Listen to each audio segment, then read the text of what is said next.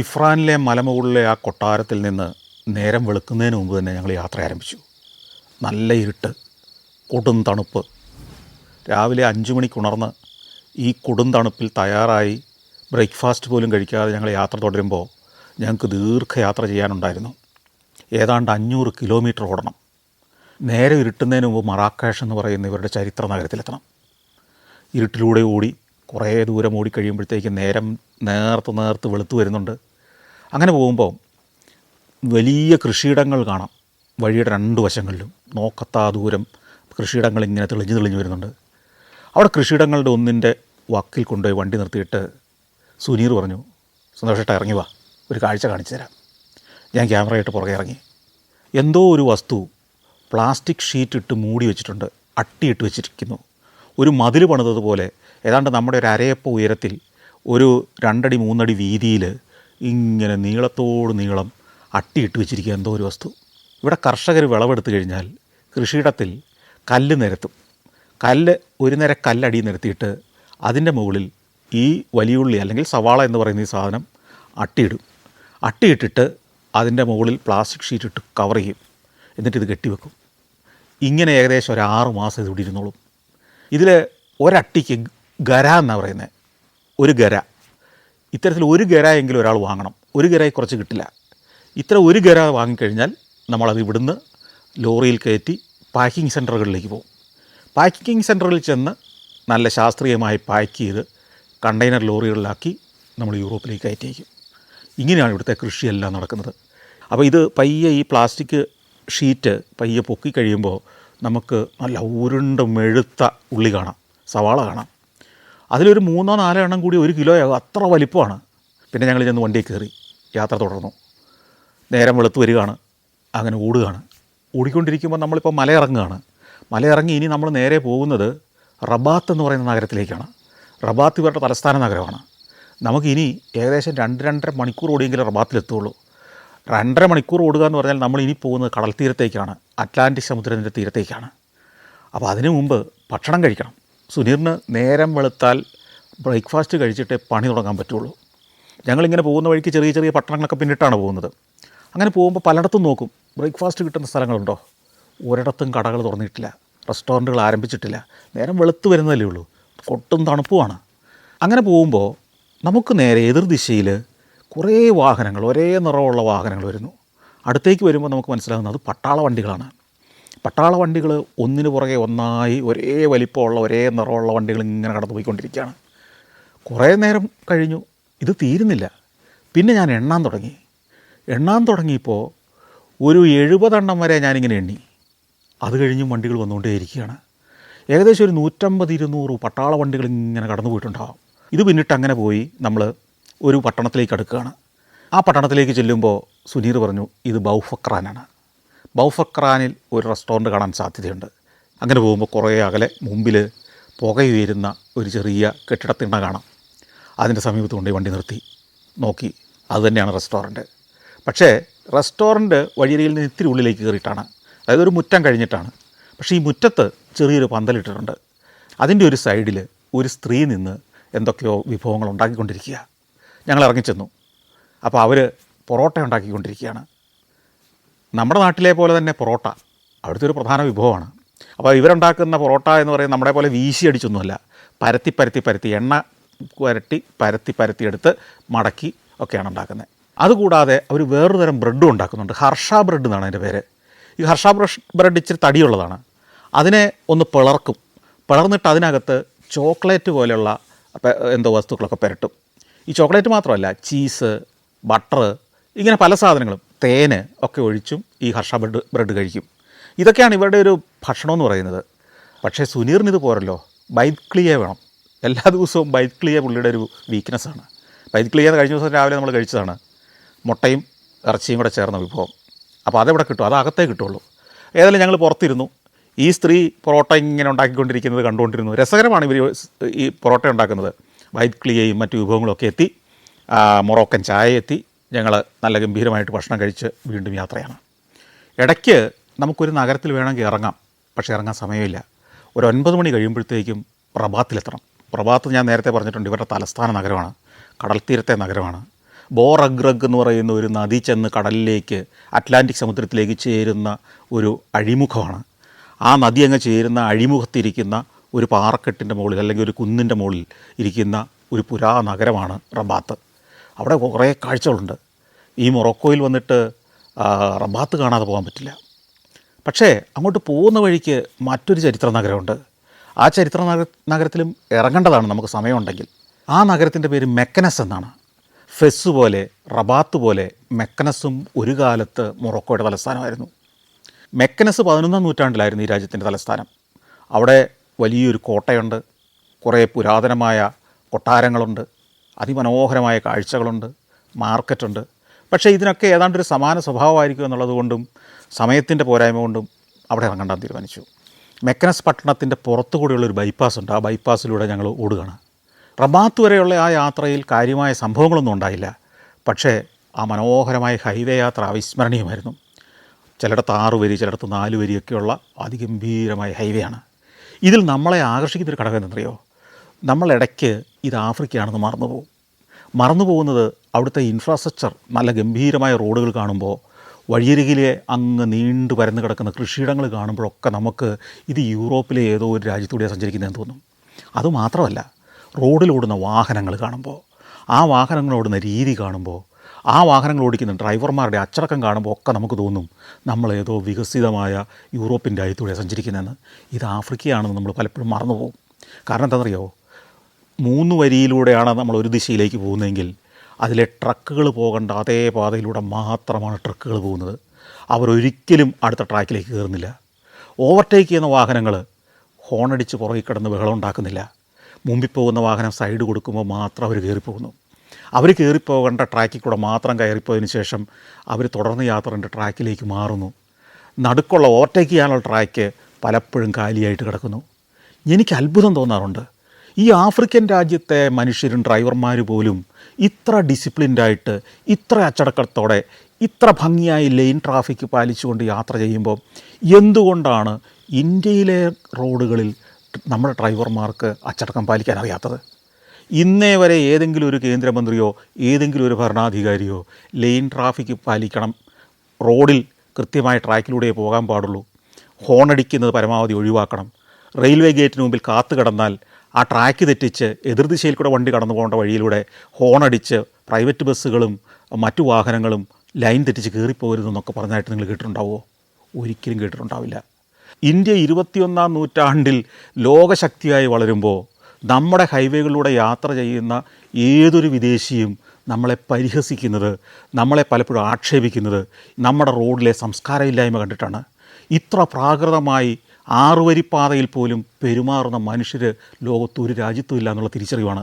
ഞാൻ ആഫ്രിക്കയിലെ വിവിധ രാജ്യങ്ങളുടെ, എത്യോപ്യ മുതൽ സിംബാബ്വെ, സാംബിയ, ബോട്സ്വാന, അതുപോലെ തന്നെ മറ്റു പല രാജ്യങ്ങളിലൂടെയും പോയിട്ടുണ്ട്.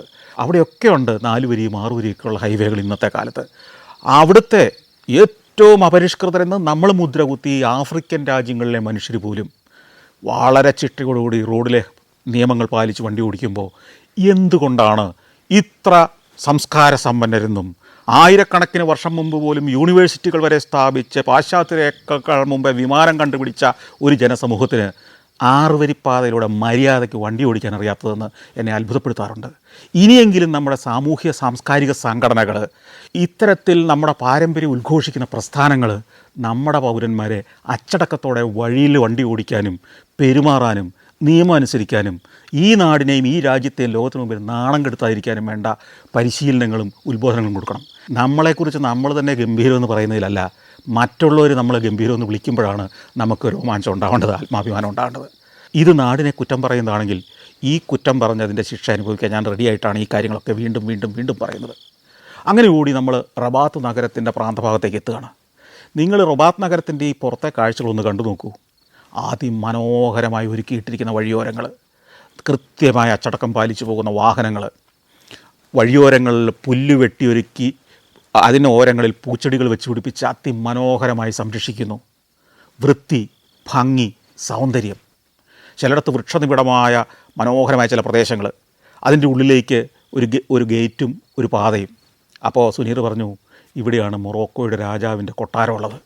ഒരു തലസ്ഥാന നഗരം എത്ര ഗംഭീരമായി ആഢ്യത്വത്തോടെ ഒരുക്കി വച്ചിരിക്കുന്നു എന്നുള്ളത് കാണുന്ന ഏത് സഞ്ചാരിയെയും ശരിക്കും പറഞ്ഞാൽ കൊതിപ്പിക്കുക തന്നെ ചെയ്യും.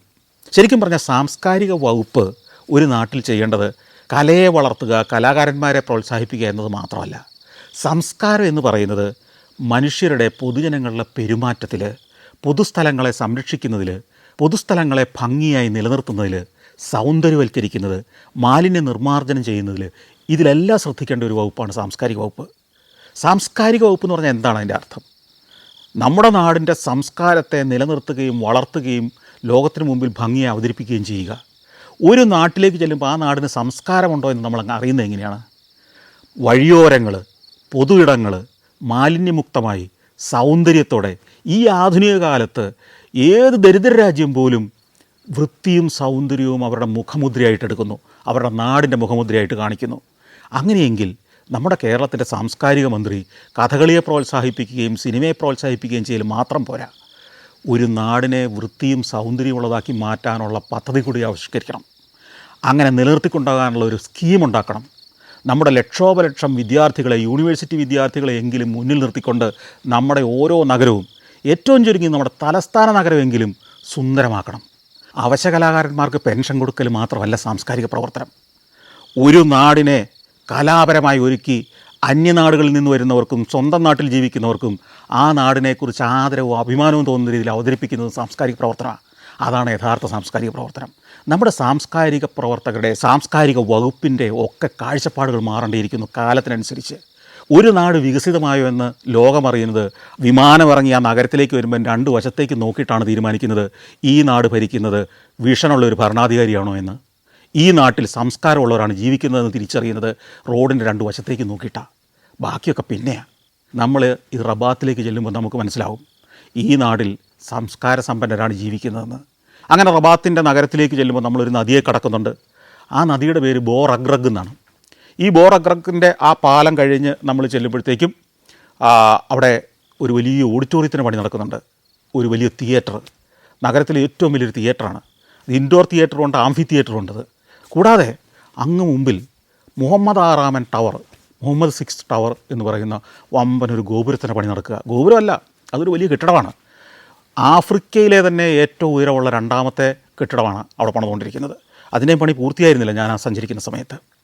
നഗരത്തിൻ്റെ പ്രധാന ഭാഗത്തേക്ക് അടുക്കുമ്പോൾ സുനീർ ഫോൺ എടുത്തു, ആരെയോ വിളിച്ചിട്ട് മലയാളത്തിൽ സംസാരിക്കുന്നു. ചോദിച്ചു, എങ്ങനെയുണ്ട് അവിടെ കാലാവസ്ഥ? അപ്പോൾ അപ്പുറത്ത് കിട്ടിയ മറുപടി, ഇവിടെ കുഴപ്പമൊന്നുമില്ല. സുനീർ വീണ്ടും ചോദിച്ചു, അജീഷ് അപ്പോൾ എവിടെയാണ് കാണുക? അപ്പോൾ പറഞ്ഞു, ആ പ്രൊമനേഡിലെ പാർക്കിംഗ് ഏരിയയിൽ ഞാനുണ്ടാവും. ഈ അജീഷാണ് ഇനി എന്നെ ഈ റബാത്ത് നഗരത്തിൻ്റെ കാഴ്ചകളിലേക്ക് കൊണ്ടുവന്നത്. അദ്ദേഹം അവിടെ താമസിക്കുന്ന ആളാണ്. അപ്പം വണ്ടി അങ്ങോട്ട് ഓടി. നമ്മളിപ്പോൾ ഓടുമ്പോൾ നേരെ മുന്നിൽ ഒരു പാറക്കെട്ട് കാണാം, ഒരു ചെറിയ മല. ആ മലയുടെ മുകളിൽ പുരാതനമായ കുറേ നിർമ്മിതികളുണ്ട്, ചരിത്ര നിർമ്മിതികളാണ്. അതിൻ്റെ താഴെവാരത്ത് ഒരു വലിയ പാർക്കിംഗ് ഏരിയയാണ്. പാർക്കിംഗ് ഏരിയയുടെ വലതുവശത്തായിട്ട് ഒരു പ്രൊമനേഡ്, ആ ഒരു വാക്ക് വേ ഒക്കെ. അതിനപ്പുറത്ത് നദി ഒഴുകുകയാണ്, ബോർ അഗ്രഗ് എന്ന് പറയുന്ന നദി. ആ നദി കുറച്ചുകൂടെ മുമ്പോട്ട് ചെന്ന് കഴിയുമ്പോഴത്തേക്കും അറ്റ്ലാന്റിക് സമുദ്രത്തിൽ ചെന്ന് ചേരുന്നു. ഈ അറ്റ്ലാന്റിക് സമുദ്രത്തിലേക്ക് ചെന്ന് ചേരുന്ന ആ മൂലയിൽ ഒരു കുന്നാണ്, ഒരു മലയാണ്. ആ മലയിൽ ഒരു കോട്ടയുണ്ട്. ആ കോട്ട അറിയപ്പെടുന്നത് കസബ എന്നാണ്. കസബ. ആ കോട്ടയുടെ ഓപ്പോസിറ്റ് സൈഡിൽ മെദീന എന്ന് പറയുന്ന പുരാതന നഗരം. ഇതാണ് റബാത്ത് നഗരത്തിൻ്റെ ഈ പഴയ ഭാഗങ്ങളുടെ ഒരു ഏകദേശ ഘടന. അപ്പോൾ നമ്മൾ ഈ പ്രൊമനേഡ് ഭാഗത്തേക്ക് എത്തി. അതായത് ഒരു വശത്ത് നദി ഇങ്ങനെ ഒഴുകുന്നു, നദിയുടെ തീരത്താണ് ഈ പ്രൊമനേഡ്. ഈ പ്രൊമനേഡിലൂടെ ഓടി പാർക്കിംഗ് കൊണ്ട് വണ്ടി നിർത്തി ഉടനെ തന്നെ അതാ ഞങ്ങളുടെ മുമ്പിൽ ഒരു മലയാളി പ്രത്യക്ഷപ്പെടുന്നു, അജീഷ്. ഈ അജീഷ് കുറേ വർഷങ്ങളായിട്ട് ഈ റബാത്തിലുണ്ട്. അജീഷിനെ പരിചയപ്പെട്ടപ്പോഴാണ് രസകരമായ ആ കഥ അറിയുന്നത്. പല അറബി സമ്പന്നർക്കും അറബി ഭരണാധികാരികൾക്കും രാജാക്കന്മാർക്കും ഒക്കെ ഇവിടെ വലിയ കൊട്ടാരങ്ങളുണ്ട് ഈ മൊറോക്കോയിൽ. കൊട്ടാരങ്ങൾ മാത്രമല്ല, പല അറബി സമ്പന്നർക്കും ഇവിടുന്ന് വിവാഹം കഴിച്ചിട്ടുണ്ട്. അപ്പോൾ അവരുടെയൊക്കെ വലിയ സമ്പത്ത്, കൊട്ടാരങ്ങൾ, എസ്റ്റേറ്റുകൾ ഈ മൊറോക്കോയിലുണ്ട്. അവരിവിടെ ഇടയ്ക്കിടയ്ക്ക് വരും, കുറേ നാളുകൾ താമസിക്കും, വെക്കേഷൻ ചിലവഴിക്കും, തിരിച്ചു പോകും. തിരിച്ചു പോയി കഴിഞ്ഞാൽ ഇതേപോലെ നമ്മുടെ മലയാളികളായ നിരവധി ആളുകൾ അവരുടെ എസ്റ്റേറ്റ് മാനേജർമാരായിട്ട് ഇവിടെ ജോലി ചെയ്യുന്നുണ്ട്. അജീഷും അങ്ങനെ ഒരു കൊട്ടാരത്തിൻ്റെ ചുമതലക്കാരനാണ്. അത് ആരുടെ കൊട്ടാരമാണെന്നോ ആ സമ്പന്നൻ ആരാണെന്നോ ഒന്നും അജീഷ് പറഞ്ഞില്ല. കാരണം അതൊക്കെ രഹസ്യ സ്വഭാവമുള്ളതാണ്. അത് ഞാൻ ചോദിക്കാനും പോയില്ല. സുനീറിനും റിസ്വാനും ഇന്ന് കുറച്ച് ജോലിയുണ്ട്. രാവിലെ 9 മണിയാകുമ്പോൾ സുനീറിന് ചില മീറ്റിങ്ങുകളിൽ പങ്കെടുക്കണം. ഇവരുടെ ബിസിനസ് മീറ്റിങ്ങുകളാണ്. കാരണം ഇന്നൊരു തിങ്കളാഴ്ചയാണ്. കഴിഞ്ഞ 2 ദിവസം ശനി ഞായറുമായിരുന്നു, വീക്കെൻഡായിരുന്നു. അപ്പോൾ സുനീർ പറഞ്ഞു, ഇവിടെ ഇതിൽ കാണുന്നില്ല, ഇവിടെ ഒരു റെസ്റ്റോറൻ്റ് ഉണ്ട്, അവിടെ ഞാനും റിസ്വാനും കൂടെ പോയിരുന്ന് ഞങ്ങളുടെ ബിസിനസ് കാര്യങ്ങൾ എല്ലാം ഒന്ന് ഒതുക്കും. അപ്പോഴത്തേക്കും സന്തോഷേട്ടന് അജീഷിനൊപ്പം നഗരം മുഴുവൻ കണ്ട് ഒരു 2 മണിക്കൂർ കൊണ്ട് കാഴ്ച കണ്ടിട്ട് തിരിച്ചു വന്നോളൂ, നമ്മളിവിടെ ഉണ്ടാവും, നമ്മൾ പിന്നെ ഒന്നിച്ച് പോകും. എഗ്രീഡ്. അപ്പം അജീഷിനൊപ്പമാണ് പിന്നെ ഞാൻ നടക്കുന്നത്. നമ്മളിനി കസബയിലേക്കാണ് പോകുന്നത്. അങ്ങോട്ട് നടക്കുന്നത് രസകരമായ കാഴ്ചയാണ്. വഴിയോരങ്ങളൊക്കെ പുല്ല് പിടിപ്പിച്ച് മനോഹരമായി വെട്ടിയൊരുക്കിയിട്ടിരിക്കുന്നു. അതിലെ കാഴ്ച എന്താണെന്നറിയോ?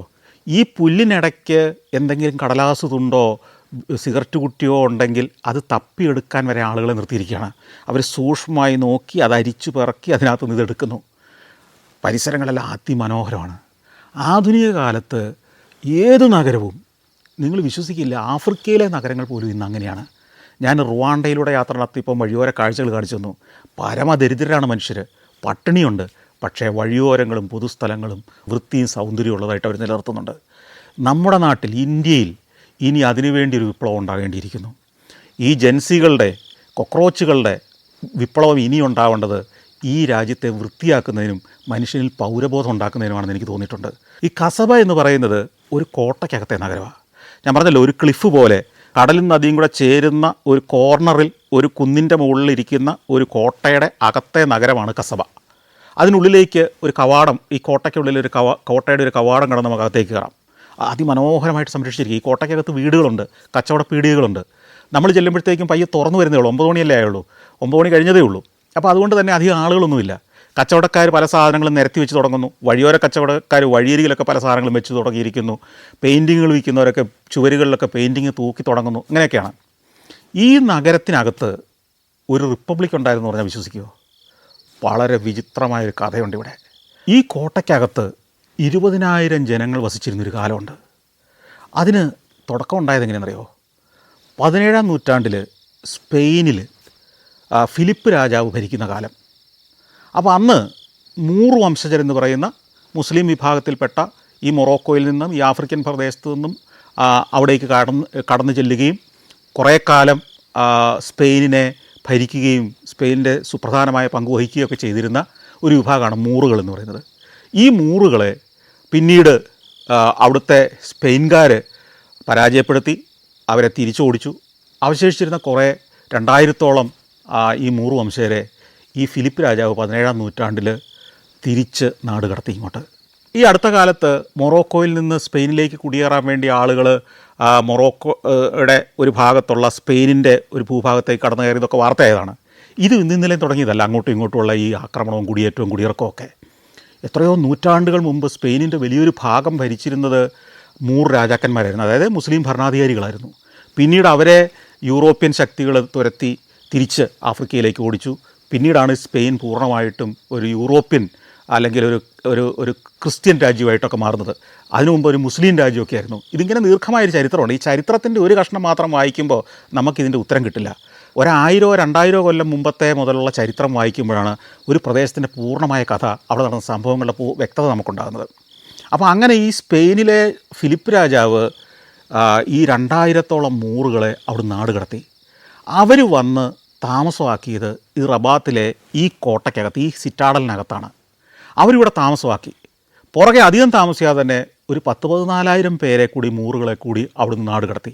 ഇവരെല്ലാം കൂടെ വന്ന് ഏതാണ്ട് ഒരു 10-20,000-ഓളം ആളുകൾ ഈ കോട്ടയ്ക്കകത്തെ ഈ പ്രദേശത്ത് താമസമാക്കി.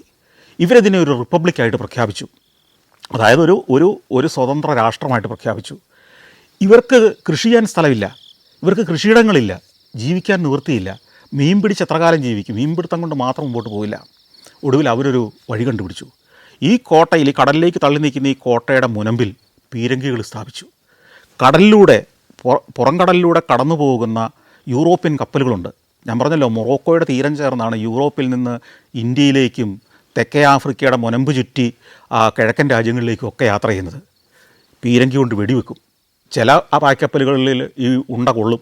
മുങ്ങുന്നതിന് മുമ്പ് ഇവരുടെ ജലവാഹനങ്ങളിൽ ഇതിനെ വളയും, അതിലുള്ള സമ്പത്ത് മുഴുവൻ കൊള്ളയടിക്കും. അതിനകത്തെ വെള്ളക്കാരായ കപ്പൽ ജോലിക്കാരെയും കപ്പലുടമകളെയും എല്ലാം പിടിച്ചുകൊണ്ട് വരും. ഇവരെ ഒരു തടങ്കൽ പാളയത്തിൽ പാർപ്പിക്കും. ഈ സമ്പത്ത് ഇവരെടുക്കും.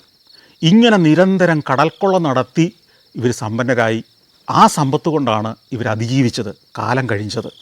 മാത്രമല്ല, കുറച്ച് കഴിഞ്ഞപ്പോഴത്തേക്കും ഇവർ ഈ തീരത്ത് നിന്ന് കപ്പലുകളിൽ അറ്റ്ലാന്റിക് സമുദ്രത്തിൻ്റെ മറ്റു ഭാഗങ്ങളിലേക്കും സഞ്ചരിച്ച് കടൽക്കൊള്ള ആരംഭിച്ചു. കടൽക്കൊള്ള മാത്രമല്ല, നമ്മൾ വിശ്വസിക്കില്ല, ചരിത്രത്തിൽ കേട്ടിട്ടുണ്ടാവില്ല, ആഫ്രിക്കക്കാർ വെള്ളക്കാരായ യൂറോപ്യൻ മനുഷ്യരെ അടിമകളാക്കി അടിമച്ചന്തകളിൽ വിറ്റിരുന്നു എന്നുള്ളൊരു കഥ കേട്ടാൽ നിങ്ങൾ വിശ്വസിക്കുമോ? വിശ്വസിച്ചേ പറ്റൂ. ഈ കോട്ടനഗരത്തിൽ ജീവിച്ചിരുന്ന മൂർ വർഗ്ഗക്കാർ അങ്ങനെയും ചെയ്തിരുന്നു. അപ്പോൾ ഇങ്ങനെ നടന്ന് നമ്മൾ ഈ സിറ്റാഡലിൻ്റെ ഏറ്റവും ഉയർന്നൊരു ഭാഗത്തേക്ക് ചെല്ലും. അതിൻ്റെ വടക്ക് പടിഞ്ഞാറേ മൂല ഭാഗത്തേക്ക് ചെല്ലുകയാണ്. അവിടെ വിശാലമായൊരു സ്ക്വയറാണ്. ആ സ്ക്വയറിൻ്റെ ഒരു അറ്റത്തെ അതിരിലേക്ക് ചെന്ന് കഴിയുമ്പം നമുക്ക് താഴെ കടൽ ഇങ്ങനെ നദിയുമായിട്ട് ചേരുന്ന ആ ഭാഗം കാണാം. കൂടാതെ ഈ തിട്ടയിൽ നീണ്ട കുറേ കെട്ടിടങ്ങൾ കാണാം. ആ കെട്ടിടങ്ങൾ എന്താണെന്ന് അവിടെ എഴുതി വച്ചിട്ടുണ്ട്. ആ കെട്ടിടങ്ങൾ തടവറകളായിരുന്നു. തടവറകൾ എന്ന് പറഞ്ഞാൽ ഇവർ കപ്പലുകൾ ആക്രമിച്ച് അതിൽ നിന്ന് പിടികൂടുന്ന വെള്ളക്കാരെ കൊണ്ടുവന്ന് പാർപ്പിച്ചിരുന്നത്, അവരെ അടിമകളാക്കി കൊണ്ടുവന്ന് പാർപ്പിച്ചിരുന്നത് ഈ ജയിലറകളിലായിരുന്നു. അടിമ കച്ചവടം ഇവിടെ നടന്നിരുന്നു. ആഴ്ചയിൽ ഒരു ദിവസം നഗരത്തിൻ്റെ സ്ക്വയറിലേക്ക് ഈ അടിമകളെ ചങ്ങലക്കിട്ട് കൊണ്ടുവന്ന് നിർത്തും. സമ്പന്നർക്ക്, ആഫ്രിക്കയിലുള്ള സമ്പന്നർക്ക്, മൊറോക്കൻ സമ്പന്നർക്ക് ഈ വെള്ളക്കാരായ പാശ്ചാത്യ അടിമകളെ വില കൊടുത്ത് വാങ്ങാം. ഈ വെള്ളക്കാരായ അടിമകളെ സ്വന്തമാക്കിയാൽ അവരെന്താ ചെയ്യുന്നതെന്നറിയോ? ഇവരെ കൊണ്ട് പണിയെടുപ്പിക്കുകയല്ല ആദ്യം ചെയ്യുക. യൂറോപ്പിലെ ഏതോ സമ്പന്ന രാജ്യത്തെ കപ്പലിനെ ഇത്തരത്തിൽ ഈ മൂർ വംശജർ ഈ റബാത്തിൽ അടിമകളാക്കിയിരിക്കുന്നു എന്നുള്ളത് ആ നാട്ടിൽ വിവരം കിട്ടും. ഈ അടിമകളെ സ്വതന്ത്രമാക്കുന്നതിന് വലിയ തുക മോചനദ്രവ്യം ആവശ്യപ്പെടും. ആ മോചനദ്രവ്യം ലഭിക്കുന്നവരെ ഇവർ സ്വതന്ത്രരാക്കും. ഇനി മോചനദ്രവ്യവുമായിട്ട് ആരും തേടി വന്നില്ലെങ്കിൽ അവരുടെ ശിഷ്ടകാലം ഈ മൊറോക്കോയിൽ അടിമയായിട്ട് ജീവിക്കുക എന്നുള്ളതായിരിക്കും. ഒന്നാലോചിക്കുക, നമ്മൾ ചരിത്രത്തിൽ കേട്ടിട്ടുണ്ട് ലക്ഷക്കണക്കിന് ആഫ്രിക്കൻ അടിമകളെ ആഫ്രിക്കൻ ഗോത്രഗ്രാമങ്ങളിൽ നിന്ന് കരുത്തുള്ള ആരോഗ്യമുള്ള ചെറുപ്പക്കാരെ ചങ്ങലക്കിട്ട് കടൽ കടത്തി അമേരിക്കയിലേക്കും ലാറ്റിൻ അമേരിക്കയിലേക്കും യൂറോപ്പിലേക്കും ഒരു കാലത്ത് മുഴുവൻ പാശ്ചാത്യർ കൊണ്ടുപോയി, കപ്പലുകളിൽ കടത്തിക്കൊണ്ടുപോയി. ലക്ഷക്കണക്കിന് ആളുകളെ അങ്ങനെ അടിമകളാക്കി അവരുടെ തൊഴിലിടങ്ങളിൽ പണിയെടുപ്പിച്ചു. ഭീകരമായ ജീവിതം അവർ നയിച്ചു. അവരുടെ ജീവിതം ദുരന്തപൂർണ്ണമായിരുന്നു. അവരുടെ ഇങ്ങേ തലമുറയിലുള്ളവരാണ് ആഫ്രിക്കൻ അമേരിക്കൻസ് എന്നറിയപ്പെടുന്ന ഇന്ന് അമേരിക്കയിലെ കറുത്ത വർഗ്ഗക്കാരായ ആളുകൾ. അതുപോലെ യൂറോപ്പിലും നമ്മളിന്ന് കാണുന്ന പല കറുത്ത വർഗ്ഗക്കാരും. എന്നാൽ ചരിത്രത്തിന് മറ്റൊരു വശം ഉണ്ടാകുകയാണ് ഇവിടെ. ഈ മൂർ വംശജരായ മൊറോക്കക്കാർ വെള്ളക്കാരായ യൂറോപ്യൻസിനെ അടിമകളാക്കി അടിമച്ചന്തയിൽ വിറ്റിരുന്ന ഒരു കാലത്തിൻ്റെ കഥയാണ് നമ്മൾ ആ കസബയിൽ നിൽക്കുമ്പോൾ ഓർക്കുന്നത്. അങ്ങനെ ഒരു അധ്യായം കൂടി ചരിത്രത്തിനുണ്ട്. അപ്പോൾ ഈ കാഴ്ചകളെല്ലാം ചിത്രീകരിച്ച് ഈ കോട്ടനഗരത്തിൽ നിന്ന് പുറത്തേക്ക് അതിൻ്റെ വലിയൊരു കവാടമൊക്കെ ഉണ്ട്. ആ ഗേറ്റ് തുറന്ന് പുറത്തേക്ക് ഇറങ്ങുകയാണ്. അപ്പോഴത്തേക്കും ടൂറിസ്റ്റുകൾ വലിയ പ്രവാഹം തുടങ്ങി. ഒരു 10 മണിയൊക്കെ ആകുമ്പോഴത്തേക്കും ജനപ്രവാഹമാണ്. ലോകത്തിൻ്റെ നാനാഭാഗത്ത് നിന്ന് വരുന്ന ടൂറിസ്റ്റുകൾ, പ്രത്യേകിച്ച് യൂറോപ്പിൽ നിന്ന് വരുന്ന ടൂറിസ്റ്റുകളെ കൊണ്ട് നിറയും ഈ ഓൾഡ് ടൗണൊക്കെ. ഇതിൻ്റെ നേരെ ഓപ്പോസിറ്റ് സൈഡിലാണ് മദീന എന്ന് പറയുന്ന സ്ഥലം. ഈ മദീനയിൽ മുഴുവൻ വെളുത്ത കെട്ടിടങ്ങളാണ്, വെള്ള നിറമുള്ള കെട്ടിടങ്ങളുടെ ഒരു നഗരമാണ്. അതാണ് പുരാതനമായ നഗരഹൃദയം. അവിടെയാണ് കച്ചവടപ്പീടികകൾ മുഴുവൻ. ഇവിടെ ഈ കടൽക്കൊള്ളക്കാരുടെ നഗരമായിരുന്നു ഈ കോട്ടയ്ക്കകമെങ്കിൽ കച്ചവടക്കാരുടെ ട്രേഡേഴ്സിൻ്റെ നഗരമാണ് ഈ മദീന. അവിടെയാണ് ഇവർ പിടിച്ചുകൊണ്ടുവന്ന ഈ അടിമകളെ ലേലം ചെയ്ത് വിറ്റിരുന്നതൊക്കെ ആയ സ്ഥലം. അതിനകത്തേക്ക് കയറാം, ആ മദീനയ്ക്കുള്ളിലേക്ക് നടക്കാം. നമ്മൾ നേരത്തെ ഫെസിലെ മദീനയിലേക്ക് പോയതുപോലെ തന്നെ വഴിയോ ഇടുങ്ങിയ തെരുവുകൾ, ഈ തെരുവിൻ്റെ 2 വശങ്ങളിലും കടകൾ, സുവനീർ കടകൾ, കരകൗശല വസ്തുക്കൾ, ലെതർ ഉൽപ്പന്നങ്ങളുടെ കടകൾ, തുണിയുടെ കടകൾ, ഇരിപ്പിടങ്ങൾ, വീട്ടുപകരണങ്ങൾ, പാത്രങ്ങൾ, കണ്ടാൽ കൊതി വരുന്ന ഒരു 2-3 കണ്ടെയ്നർ നിറയെ വേണം വീട്ടിലേക്ക് നാട്ടിലേക്ക് മേടിച്ചുകൊണ്ട് വന്ന് മറിച്ച് വിറ്റാലോ എന്ന് പോലും നമുക്ക് തോന്നുന്ന തരത്തിലുള്ള ഗംഭീര വസ്തുക്കൾ. ഒരു തെരുവിലൂടെ ഉള്ളിലേക്ക് കയറി ചെല്ലുമ്പം ഒരു വലിയ കെട്ടിടത്തിൻ്റെ നടുമുറ്റത്തേക്കാണ് ചെല്ലുന്നത്. ഈ നടുമുറ്റമുള്ള ഈ കെട്ടിടം ഒരു കാലത്ത് വലിയൊരു സത്രമായിരുന്നു. 10-200 കൊല്ലം മുമ്പ് സത്രമായിരുന്നു. മറ്റു നഗരങ്ങളിൽ നിന്ന് വരുന്ന കച്ചവടക്കാർ കച്ചവടത്തിന് ശേഷം രാത്രി തങ്ങിയിരുന്ന സത്രങ്ങൾ. അതിൻ്റെ ചൂരുകളിൽ പന്തം കത്തിച്ച് രാത്രിയിൽ വെളിച്ചം കൊടുത്തിരുന്ന ആ പന്തം കൊളുത്തുന്ന ഹുക്കുകളൊക്കെ കാണാം. ഈ സത്രം ഇന്ന് ഒരു കുറേ കച്ചവട പീടികകളുടെ ഒരു കേന്ദ്രമായി മാറി. അവിടെ വെറും പീടികകൾ മാത്രമല്ല, ലെതറിൻ്റെ ഉൽപ്പന്നങ്ങൾ ഉണ്ടാക്കുന്ന ചില പ്രവർത്തനങ്ങൾ അവിടെ നടക്കുന്നുണ്ട്. അവിടെ ഒരാളുടെ അടുത്തേക്ക് ചെല്ലുന്നു, അയാൾ ലെതർ കൊണ്ട് ഒരു ഇരിപ്പിടം ഉണ്ടാക്കുകയാണ്. അതിങ്ങനെ ഹാൻഡ് ക്രാഫ്റ്റ് ചെയ്തെടുക്കുന്ന കാഴ്ച കുറേ നേരം കണ്ടു നിന്നു. പുള്ളി ഡെമോ ചെയ്ത് കാണിച്ചു തന്നു എനിക്ക്. ആ കാഴ്ചകളെല്ലാം പകർത്തിയെടുത്തു. ഞങ്ങൾ മദീനയിൽ നിന്ന് പുറത്തിറങ്ങി നമ്മളുടെ കാറൊക്കെ പാർക്ക് ചെയ്തിരിക്കുന്ന ആ പ്രൊമനേഡിൻ്റെ ഭാഗത്തേക്ക് ചെല്ലുന്നു. സുനീറിനെ വിളിച്ചു, എവിടെയാണുള്ളത്? അപ്പോൾ സുനീർ പറഞ്ഞു, നിങ്ങൾ അവിടെ നോക്കുമ്പോൾ ഈ നദിയിൽ ഒരു വലിയ പത്തേമാരി കിടക്കുന്ന കാണാം, ഒന്ന് സൂക്ഷിച്ച് നോക്കിയേ. അജീഷ് പറഞ്ഞു, പത്തേമാരിലാണോ? ഓ, അങ്ങോട്ട് പോകാം. അങ്ങനെ അങ്ങോട്ട് നടന്നു. അവിടെ ചെല്ലുമ്പോൾ ഈ പ്രൊമനേഡിലൂടെ നടക്കും. മനോഹരമായ പ്രൊമനേഡാണ്. പ്രൊമനേഡ് എന്ന് പറഞ്ഞാൽ കടൽ തീരം അല്ലെങ്കിൽ നദീതീരം കെട്ടി ഒരുക്കിയെന്നാണ് ഈ പ്രൊമനേഡ് എന്ന് അവിടെയൊക്കെ പറയുന്നത്. ആ വാക്വേയിലൂടെ നടന്ന് ചെല്ലുമ്പോൾ അവിടെ ഒരു പത്തേമാരി കിടക്കുന്നു. നമ്മുടെ കോഴിക്കോട് ബേപ്പൂരുണ്ടാക്കുന്ന അതേ പത്തേമാരി, അതേ ഷേപ്പിലുള്ളൊരു പത്തേമാരി. അതിൻ്റെ മുകളിലത്തെ നിലയിൽ ഒരു റെസ്റ്റോറൻ്റാണ്. അവിടെ ഇരിപ്പുണ്ട് ഇവർ രണ്ടുപേരും കൂടെ. ഞാൻ അകത്തേക്ക് കയറി ചെല്ലുന്നു. അകത്തേക്ക് കയറി ചെല്ലുമ്പോൾ എനിക്കൊരു സംശയം, അതിൻ്റെ രൂപം ഭാവങ്ങളൊക്കെ കാണുമ്പം ഇതെവിടെ ഉണ്ടാക്കിയതായിരിക്കും? ആഫ്രിക്കയുടെ വടക്ക് പടിഞ്ഞാറേ അതിരയിൽ അവിടേക്ക് കോഴിക്കോട് നിന്നൊരു സാധനം പോയിട്ടുണ്ടാവുമോ?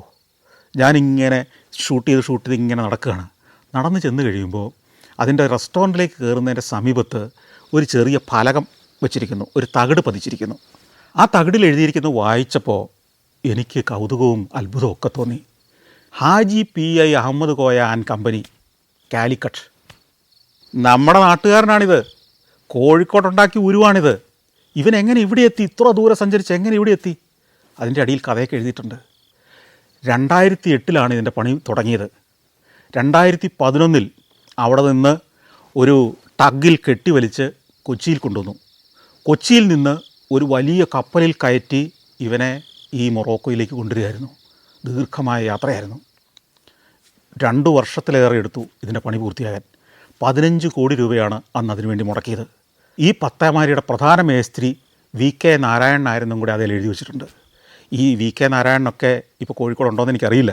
ഏതായാലും VK നാരായണനും ഹാജി PI മുഹമ്മദ് കോയ കമ്പനിയുടെ ആളുകൾക്കുമൊക്കെ ശരിക്കും പറഞ്ഞാൽ ഇതൊരു അഭിമാന നിമിഷമായിരിക്കും. ഒരു ഗംഭീരമായ ഒരു സ്മരണിക പോലെ, കേരളത്തിൻ്റെ പ്രതീകം പോലെ ആ റബാത്ത് നഗരത്തിൽ ഏറ്റവും പ്രൗഢമായ പ്രൊമനേഡിൽ ആ നദിയുടെ തീരത്ത് ഈ പത്തേമാരി ഇങ്ങനെ കിടക്കുന്നുണ്ട്. അതിനുള്ളിൽ കയറി ഒരു ചായ കുടിച്ച് വളരെ അഭിമാനത്തോടെ ആവേശത്തോടെ ഞങ്ങൾ പുറത്തേക്ക് ഇറങ്ങി. ഇനി ഈ കുന്നിൻ്റെ മുകളിലേക്ക് പോകണം, മലയുടെ മുകളിൽ പോകണം. അവിടെ 1-2 ചരിത്ര നിർമ്മിതികൾ കൂടിയുണ്ട്, അത് കാണണം. അജീഷും വണ്ടിയെ കയറി ഒരു കയറ്റം കയറി ഒരു ചെറിയ മലയുടെ മുകളിലേക്ക് എത്തുന്നു. അവിടെ വലിയൊരു കോട്ടമതിൽ കാണാം. ഈ കോട്ടമതിലിൻ്റെ പുറത്ത് പാർക്കിംഗ് വണ്ടി കൊണ്ടുപോയിട്ടു. ഞങ്ങളകത്തേക്ക് നടന്നു. കോട്ടമതിലിന് തന്നെ ഒരു 10-40 അടി ഉയരമുണ്ട്. അതിന് വലിയൊരു കവാടമുണ്ട്. അതിലൂടെ അകത്തേക്ക് നടക്കുമ്പോൾ അവിടെ കുതിരപ്പുറത്ത് പടയാളികൾ നിൽക്കുന്നുണ്ട് കാവൽക്കാരായിട്ട്. ഇത് ഒരു മുസോളിയമാണ് ഇതിനകത്ത്. മുഹമ്മദ് 5-ാമൻ സുൽത്താൻ്റെ മുസോളിയം. ഇപ്പോൾ ഭരിക്കുന്നത് മുഹമ്മദ് 6-ാമനാണ്. മുഹമ്മദ് 5-ാമൻ്റെ മുസോളിയം. അതിൻ്റെ മുന്നിൽ ഒരു വലിയ സ്ക്വയറാണ്, വലിയൊരു കൽമൈതാനം. ഈ കൽമൈതാനത്തിൽ 300-ലേറെ കൽത്തൂണുകളിങ്ങനെ ഉയർന്നുയർന്ന് നിൽക്കുന്നു. അതൊരു കാഴ്ച തന്നെയാണ്. ഈ കൽത്തൂണുകളുടെ അങ്ങേറ്റത്ത് ഒരു ഗോപുരം, പണിതീരാത്ത ഒരു ഗോപുരം, ഹസൻ ടവർ എന്നാണ് അറിയപ്പെടുന്നത്. അപ്പോൾ ഈ മുഹമ്മദ് 5th മുസോളിയവും ഹസൻ ടവറും അതിൻ്റെ നടുക്കുള്ള ഈ 100 കണക്കിന് കൽത്തൂണുകളും എല്ലാം ചേർന്ന അതിഗംഭീരമായ ഒരു കാഴ്ചയാണത്. 1191 സുൽത്താൻ യാക്കൂബ് അൽ മൻസൂർ എന്ന് പറയുന്ന ഭരണാധികാരി ലോകത്തിലെ ഏറ്റവും വലിയ ഒരു മോസ്ക് ഇവിടെ പണിയാൻ തീരുമാനിച്ചു. അന്ന് ലോകത്തുള്ളതിൽ ഏറ്റവും വലുതായിരിക്കണമെന്നുള്ള ഉദ്ദേശത്തോടുകൂടി പണി ആരംഭിച്ചു. കൂടാതെ ഒരു വലിയ ടവറും അല്ലെങ്കിൽ അതിൻ്റെ ഒരു മിനാരവും പണിയണമെന്ന് തീരുമാനിച്ചു. ആ മിനാരമായിരിക്കണം ലോകത്തിലെ ഏറ്റവും ഉയരമുള്ള മിനാരം തീരുമാനിച്ചു. പണി തുടങ്ങി. കുറേ വർഷങ്ങൾ പണിത് ഏതാണ്ട് ഇന്ന് കാണുന്ന ഒരു രൂപം വരെയൊക്കെ എത്തിക്കഴിഞ്ഞപ്പോഴത്തേക്കും ഈ ഇദ്ദേഹം ഭരണാധികാരി സുൽത്താൻ മരിച്ചു. സുൽത്താൻ മരിച്ചതോടുകൂടി പണി നിന്നു. ആ സുൽത്താൻ മരിച്ചപ്പോൾ എങ്ങനെ പണി തീർന്നോ ആ മട്ടിൽ ഇന്നും അവിടെ കിടക്കുകയാണ്. അത് മനോഹരമായൊരു കാഴ്ചയാണ്. പണി തീർന്നിട്ടില്ലെങ്കിലും ആ പ്രദേശമൊക്കെ ഒരുക്കി വെച്ചിരിക്കുന്ന രീതി ഗംഭീരമാണ്. ഞാൻ അതിനിടയ്ക്ക് കൂടി എല്ലാം ക്യാമറയായിട്ട് നടന്നു. കുറച്ച് സമയം കൊണ്ട് ആ കാഴ്ചകളെല്ലാം പകർത്തിയെടുത്ത് പുറത്തേക്ക് ഇറങ്ങി. നമുക്കിനി മറാക്കേഷിലേക്ക് യാത്ര പുറപ്പെടണം. അജീഷിനോട് യാത്ര പറയേണ്ട സമയമായി. അജീഷ് അപ്പോഴത്തേക്കും ഫോണുമായിട്ട് വന്നു. കുറച്ച് മലയാളികൾ കൂടിയുണ്ട്, അവരോടൊന്ന് സംസാരിക്കാമോ എന്ന് ചോദിച്ചു. ഞാനിവിടെ വന്ന വിവരം അവരറിഞ്ഞിട്ടുണ്ട്. അപ്പോൾ അജീഷ് അവരെല്ലാം വിളിച്ച് എനിക്ക് കണക്ട് ചെയ്ത് തന്നു. അവരോടെല്ലാം ഒരു ഹായ് പറഞ്ഞു, വിശേഷം പറഞ്ഞു. എന്നിട്ട് അജീഷിനോട് യാത്ര പറഞ്ഞ് ഞാനും സുനീറും റിസ്വാനും കൂടെ വണ്ടിയിൽ കയറി. ഇനി മറാക്കേഷിലേക്കുള്ള ദീർഘമായ യാത്രയാണ്, ഒരു ഗംഭീര യാത്രയാണ്.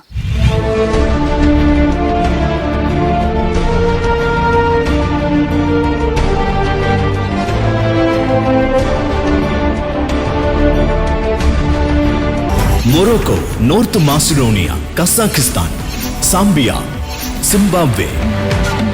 സഞ്ചാരം പെൻഡ്രൈവ് വോളിയം നമ്പർ 21. അപൂർവ ദൃശ്യയാത്രാ വിവരണ ശേഖരം ഉടൻ സ്വന്തമാക്കാൻ സഞ്ചാരം എന്ന് SMS ചെയ്യൂ. ഫോൺ 9995 444 222.